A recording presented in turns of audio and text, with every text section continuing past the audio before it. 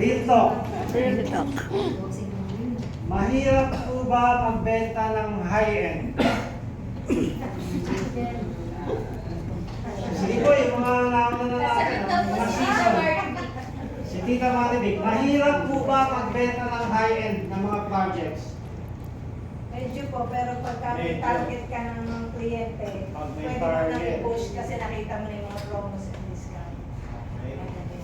Naka-close na ng high-end si Tita, di ba? Oo, okay, diba nakadali na, di ba? Si Tita Elvie, nakadali na rin to. Yes po, last Tita year. Elvie, mahirap po ba?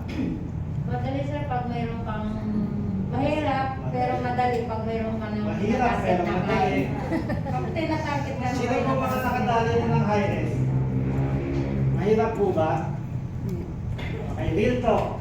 Ganito po kasi yan. In my opinion po mahirap po yan for two reasons. Una, kapag sinasarili mo kasi yung bentahan. Ganito po kasi yan. Andyan po yung mga UMs po natin. Support. Ang UN po natin, huwag po natin silang i-avail as taga-send ng computation. Hindi. They're more than that. They're capable of doing more than just that. Marami pa po pwedeng may contribute yung UMs po natin. Ang mga UMs po natin, dito yung taon na po kayo sa real estate? Ano na po, 6 years. Ilan po, sorry? 6 years. 6 years. UM Rhea, kasabay ko to, 2018. 8 years. Sa JBC, ilan? Magkasabay tayo. 8 years. 8 years sa JBC. 5 years, 5 years. Si UM Jonah, UM Hazel, 5 years. Marami na po tayong mga superstars ng JBC nandiyan dito.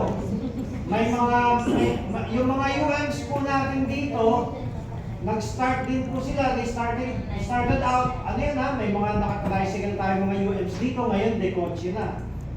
Kasama na po natin sila sa corporation, shareholders. Siyempre, puros mga dekotse na, may mga bahay na nabili. Sila mismo, investors. Okay?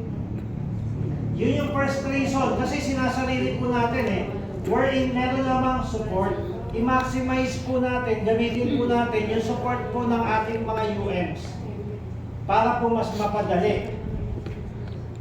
Pangalawang reason po, kasi po, ganito po yan tayo po mismo, minsan kasi ang seller, sorry to say pero you have to hear this.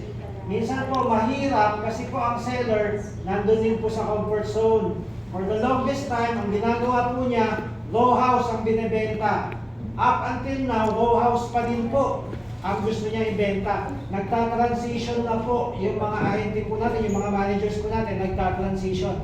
Ako personally, nagbenta na po ako ng condo, nakabenta na po ako ng high-end.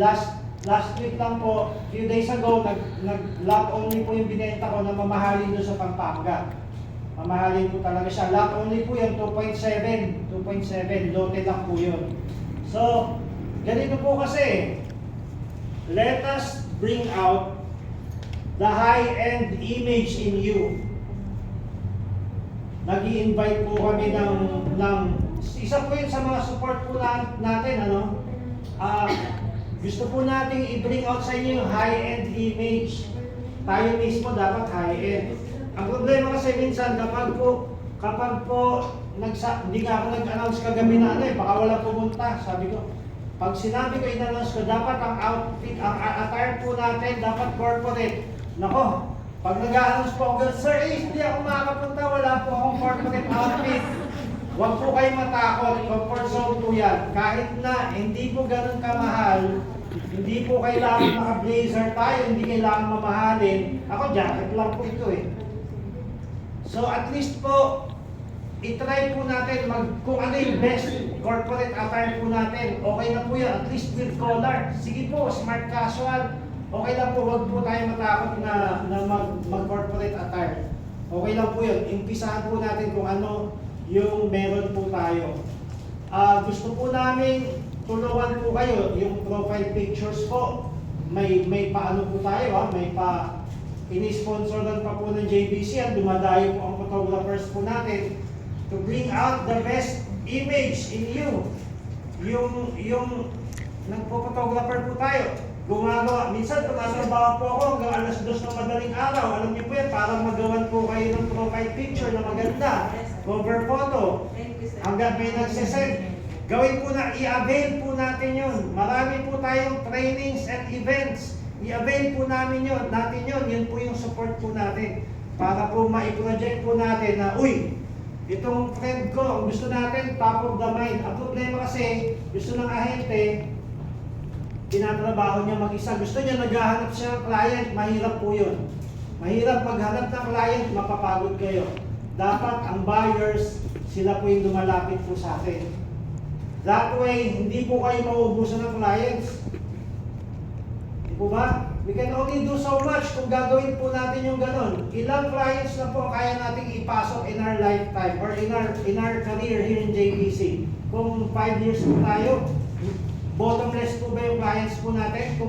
Kung gagawin lang po natin yung traditional na mga ways, sundin po natin yung ang mga UMs po natin, download po yan, nagkakaroon po tayo ng strategic planning. Kami po sa top level management po ng JBC, pinag-aaralan po namin yan kung paano po kayong i-support. Ngayon po na nagta-transition po tayo sa mga higher end projects, rest assured na gusto po namin yung bawat ahente po natin, dekotse, kumita sa real estate, hindi lang po kami. Ako po, bumili po ako ng condo, nakabenta din ako ng condo, katas po ng real estate po yun.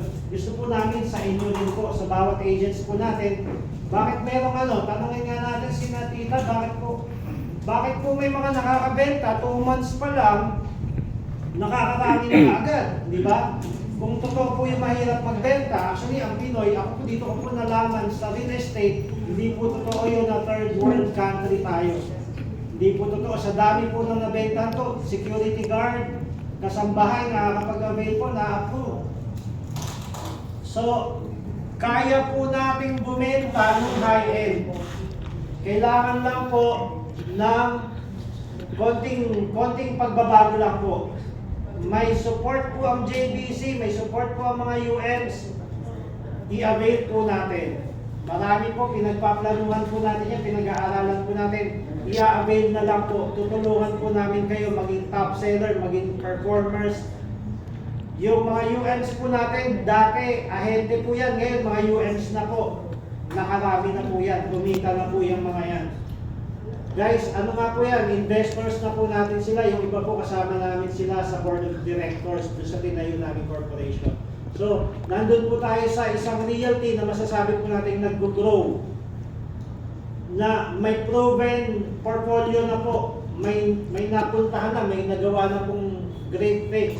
So, gusto po namin kayong makasama po doon. I-avail nyo po kung ano man po yung ino-offer po natin. Isa po sa ino-offer po ng partner natin, Vertera and Camellia, for 6 months, no sir? Tama po? Tutulungan nyo kami sa trainings. Pumunta po tayo, huwag po kayong manghinayang sa time. Anyway, ginagawa naman po natin to pagkatapos na po yung household chores, kasi most of natin, talagang mga mothers po yung kasama po natin, no? So binigyan po natin priority 2 p.m. onwards sa mga events. Baka po magkaroon pa po tayo ng mga 7 p.m. Baka po may mga 7 p.m. via Zoom na lang, ganyan, para po makapag-adjust. So i-avail po natin to. Imagine, for 6 months, iti-train tayo ng Camellia. Paano ba tayo masisiro? Sino po ang gustong makabenta? Gusto niyo po ba i-share ko po yung secret kung paano po hindi masiro? Yes. Oo. Lahat po kayo gusto niyo pong marinig yung secret. Secret. So wala pong secret. Actually, sineshare po natin yan sa mga GCs, no? I-avail lang po natin. Okay? Maraming salamat sa time.